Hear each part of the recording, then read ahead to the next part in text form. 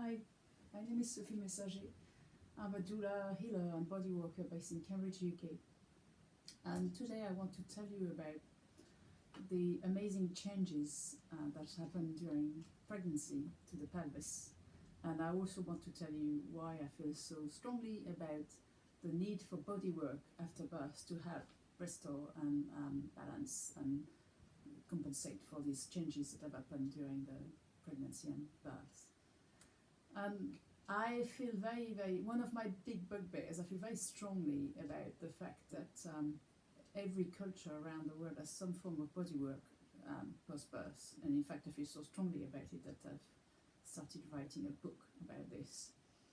And that something that evolved into my doula work, that is, I felt the need to bring that back to women, and I ended up creating an entirely new postnatal massage called the postnatal recovery massage together with an osteopath, because I wanted women to be able to receive some form of body work to support them after the birth of their baby.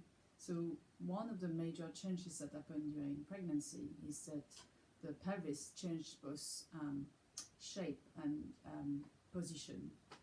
It becomes wider to accommodate the baby. There's a hormone called relaxin that affects all the joints around the pelvis. So there are three main joints: the symphysis pubis and the two sacroiliac joints at the back.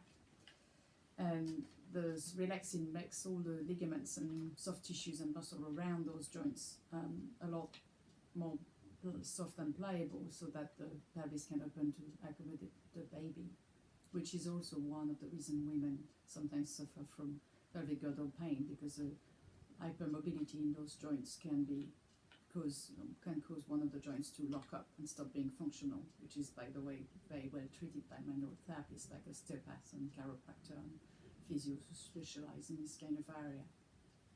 So one of those things that happens to your pelvis during pregnancy is to accommodate your growing bump. There will be a change in the posture. So typically your pelvis would be like this, in this position, and when you're pregnant, because the growing baby changes its center of gravity and your lumbar curve increases as well because of that change, so that the pelvis becomes tilted forward a lot more than it is when you're not pregnant. And that in turn puts extra strain on all those joints on the pelvis and all the soft tissues, and in particular the muscle and ligaments, because they are having to compensate for this change in the curve and the posture of the pelvis. And because it's not uncommon for women to experience discomfort and all that kind of problems that are linked to the joints, then it's always a good idea to have some form of pelvic MOT, if you like, after the birth, to make sure everything is gone back where it belongs. So the massage that Teddy Brooks, the osteopath, and myself have created has lots and lots of different parts, but one of those parts, which I want to very quickly demonstrate here, is to rock the pelvis using a scarf like this is a Mexican rebozo scarf, but it doesn't matter which type of scarf you use. Basically, the rocking of the pelvis with a scarf is going to help the health of those joints. So when you wrap the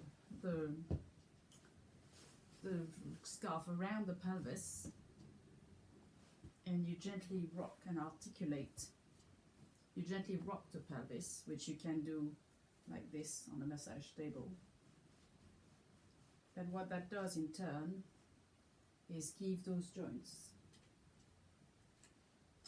here and the joint at the front, but mostly those two joints at the back, it gives them a bit of a gentle articulation, and it also articulates the lumbar spine, which has undergone all this kind of increased changes whilst you're pregnant.